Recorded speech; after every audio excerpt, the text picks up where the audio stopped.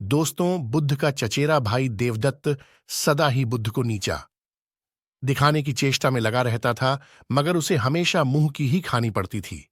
दोस्तों, एक बार बुद्ध जब कपिलवस्तु पहुंचे तो अनेक कुलीन शाक्यवंशी राजकुमार उनके अनुयायी बने। देवदत्त भी उनमें से एक था। दोस्तों, कुछ समय पश्चात देवदत्त ने भी कुछ जादुई शक्तियां प्राप्त कीं और एक बार उनका प्रदर्शन मगध के भावी सम्राट अजातशत्रु के समक्ष किया। वहां वह एक शिशु के रूप में प्रकट हुआ, जिसने सांप की मेखला बांधी हुई थी। तभी से दोस्तों, अजातशत्रु उसे परम आदर की दृष्टि से देखा करता था।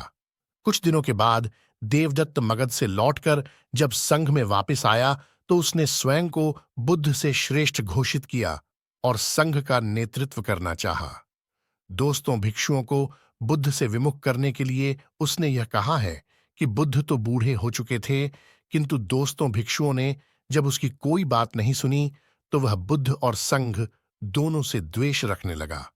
खिन्न होकर वह फिर वापस मगध पहुंचा और दोस्तों, अजातशत्रु को महाराज बिंबिसार का वध करने के लिए प्रेरित किया, क्योंकि बिंबिसार बुद्ध और बौद्धों को प्रचुर प्रश्रय प्रदान करते थे।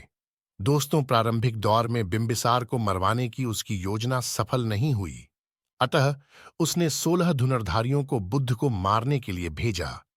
किंतु दोस्तों, बुद्ध के व्यक्तित्व से प्रभावित हो सारे उनके ही अनुयायी बन गए। क्रोध में देवदत्त ने तब बुद्ध पर ग्रीचकूट पर्वत की छोटी से एक चट्टान लुढ़काया, जिसे पहाड़ से ही उत्पन्न हो दो बड़े पत्थरों ने रास्ते में ही रोक दिया। दोस्तों, देवदत्त के क्रोध की सीमा न रही। उसने एक दिन मगध राज के अस्तबल में जाकर एक विशाल नालगिरी हाथी को ताड़ी पिलाकर बुद्ध के आगमन के मार्ग में भेज दिया।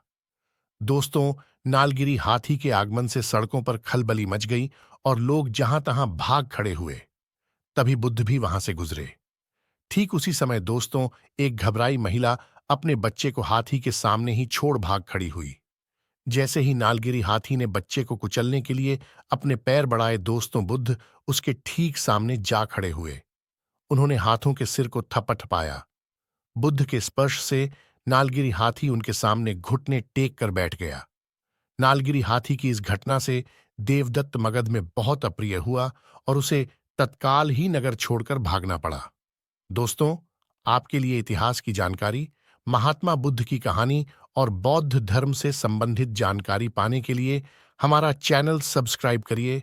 दोस्तों, जय भीम, नमो बुद्धाय। मिलते हैं आपको अगले वीडियो में।